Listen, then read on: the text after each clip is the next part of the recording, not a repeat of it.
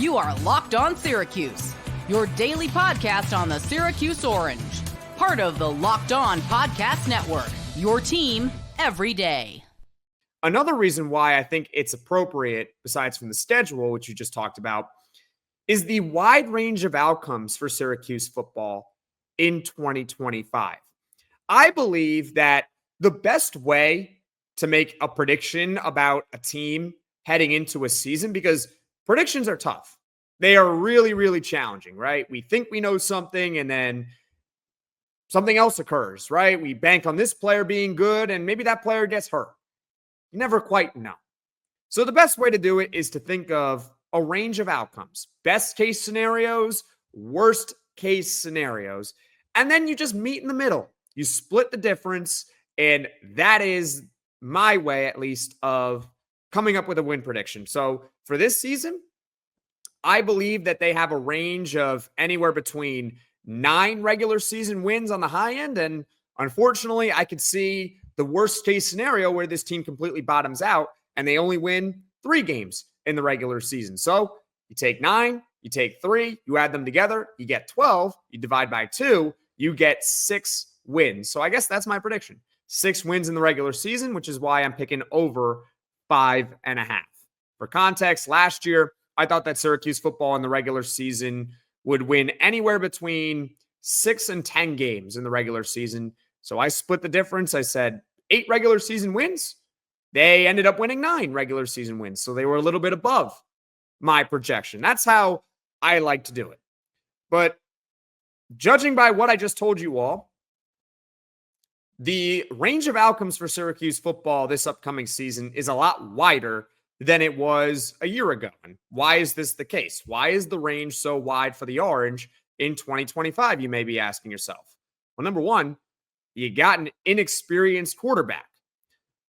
Nobody has a clue how these quarterbacks are going to perform in real, live college football game action. You want to know how I know that? Because none of the guys in the current quarterback competition have ever made a start in college. In fact, Rickie Collins, the LSU transfer that Syracuse brought in this offseason, he's the projected starter. I think he will earn the job. He leads all the quarterbacks that are going to be fighting for it for quarterback one. He leads all of them in career pass attempts. How many pass attempts do you think Rickie Collins has, or at least he had at LSU, which is his career, 2 years? 7. That's it. Rickie Collins is the leader. He is the most experienced. He has 7 career pass attempts in college football. And for what it's worth, he actually completed all 7 passes. So he is a perfect 7 for 7. The other quarterbacks in the competition are true freshmen like Luke Carney and Rich Bellin. You got a redshirt freshman in Jakari Williams, and you also got a senior in Michael Johnson Jr., who was the backup to Kyle McCord last season, and he only threw a couple of passes in the win over Holy Cross, the only time where he actually saw game action. Now, look, if Syracuse football next season, if they get quality quarterback play or elite quarterback play, then Syracuse football could have a very good win total in 2025. That's where you get to the upper end of the range of outcomes, right? That's when you could start seeing 8-9 wins, right? But if Syracuse gets rough quarterback play, well, that's when you could start seeing, they might not make a bowl game, right? So I guess we're hoping that we can get a read on these quarterbacks in the spring game. I mean, I'm hoping that they make it public, that you can actually watch the game, attend the game in person if you would like to. I know that there's a lot of colleges around the country that are either A, canceling their spring games outright, or B, not making it open to the public. I'm hoping that Syracuse doesn't do that for selfish reasons. I think we all want to see Syracuse football back in action during the spring, but you never know, right? I think their spring game, according to O'Lally Foundation, is on April 12th. I haven't seen anything saying that they're going to cancel it or not make it open to the public, but it's something we have to monitor because a lot of colleges are doing it. Point is, hopefully we can get a read on the quarterbacks during the spring game action, right? Because then we can have a better idea of, are we going to get quality quarterback play, or are we not going to get quarterback play, or good quarterback play, I should say, high quality quarterback play. You get what I'm saying. All right. So that's number one. That's number one, why they have a wide range of outcomes, which contributes to a 5.5 over under win total. You don't have an experienced quarterback there. You don't have Cade Klubnik like a Clemson does, who you can pretty much bank in a good number of wins for Clemson because Cade Klubnik's good, and you know he's good. We don't know who on Syracuse's roster is good. We just don't.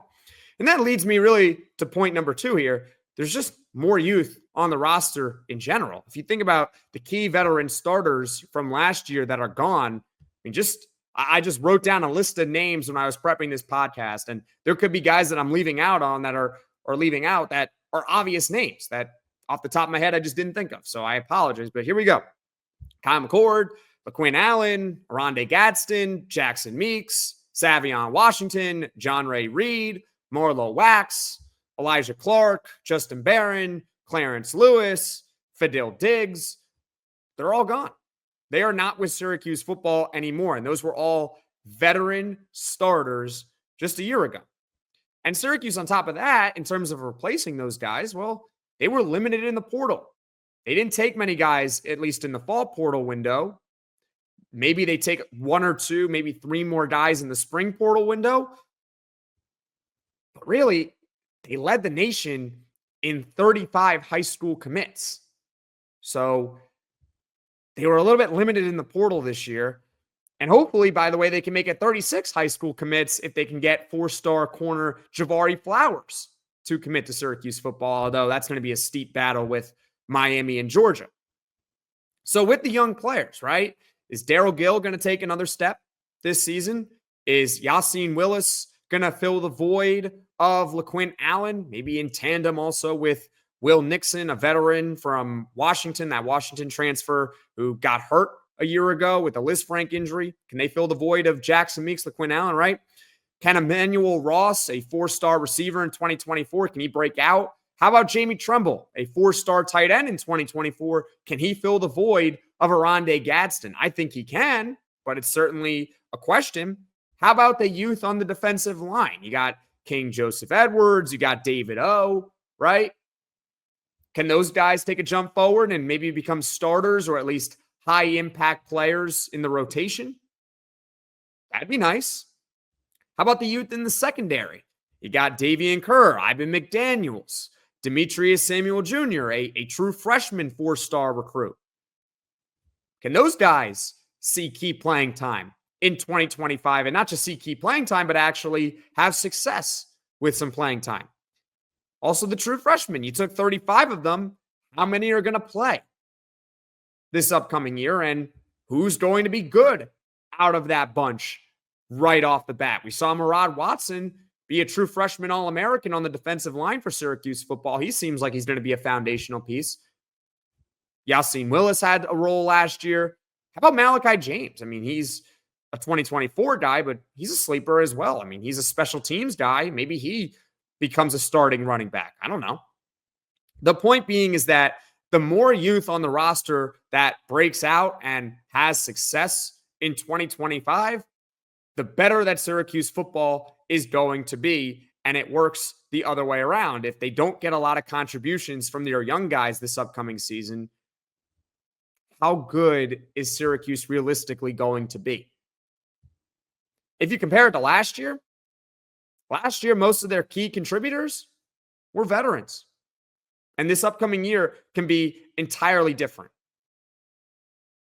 So you got a tough schedule. You got inexperienced quarterback play.